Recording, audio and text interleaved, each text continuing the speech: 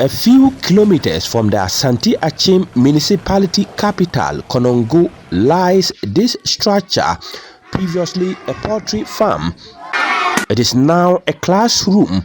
The way I see the students suffering, the distance they have to walk. They have to walk 9 months to the town before they can get to, they can go to school. And even the small kids, the small children, they cannot walk unless they are up to 11 years or 10 years and above before they can get to the town, and they will go there and begin at KG or P1. And that makes me to just devote myself and help them so that they can also become somebody in future. It was popularly used for poultry farm, and then as we told the owner of it, he said he's no more using it again. Then he hung it over to us that we should use it until we get a better place, and then we move to our place.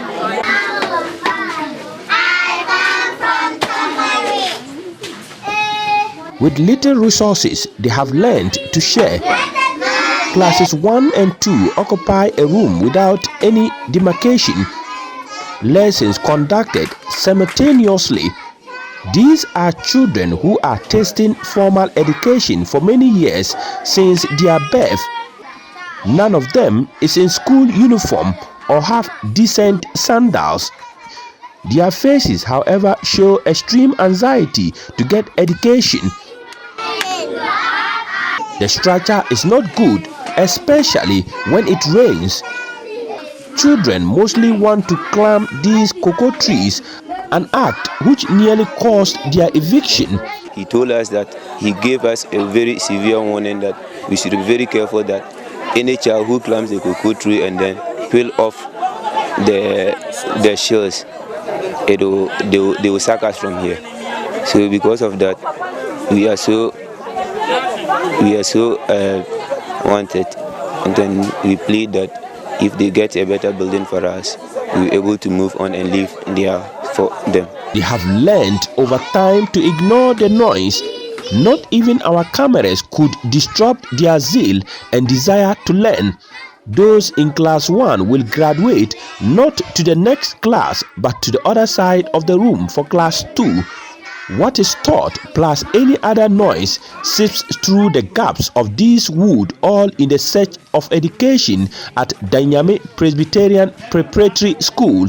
No administration block, no library, water and electricity. The brains behind the school, Emmanuel Abuguri and Teresa Aladago, are both graduates from National Vocational Institute at Nalerugu and Nalerugu Youth Leadership Training Institute, respectively, in the Northern Region. I completed National Vocational Training Institute at Nalerugu, and I came here cultivating my cocoa. I completed Nalerugu Youth Leadership Training Institute, and I'm teaching Danyame Presbyterian Presby School. Some of the challenges I'm going through is that I am teaching 2 classes, and it makes me suffer. At times, what the children are supposed to gain, because I'm a single and I'm teaching both KG1 and KG2, I may not be able to teach them as compared to those who are teaching 1 class.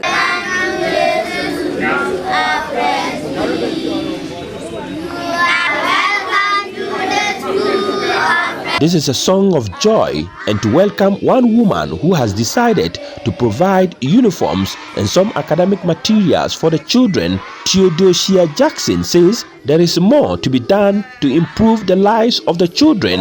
The Reverend Minister at Obenimase came to tell me that children around this area don't go to school. And the fact is that they have to walk 2 hours to the nearest school at Obenimase.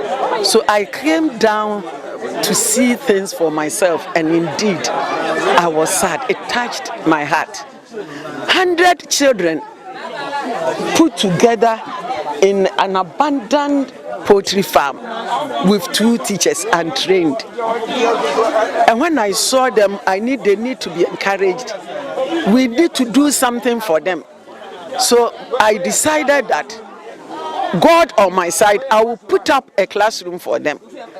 And I told the Kumasi Mayor, Honorable Osesi Benchi, and he promised to help me to put up a school building for this community. So I know he has not forgotten it. I'm saying that I have come here on his behalf. Today, these children have worn school uniform for the first time. Theodosia Jackson has also offered to support the 2 teachers to pursue teacher education at Jackson College of Education. We train people to go to the hinterland. We help communities. And what I'm so sad about Ghanaians, we are happy to see on the news that children are learning under trees. Children are lying flat on the floor writing. Where are their parents? When I was a young child, 64 years ago, I'm over 70 years, I remember I carried my table and chair, and my mother will hold my hand and make sure I have crossed the street, bid me bye-bye, and I go to school. By the time we close, she will come and help me go back home. This time, parents don't have time for their children. All that we use our monies for is funeral cloth, and the men, most of them, kebabs, phones and other things.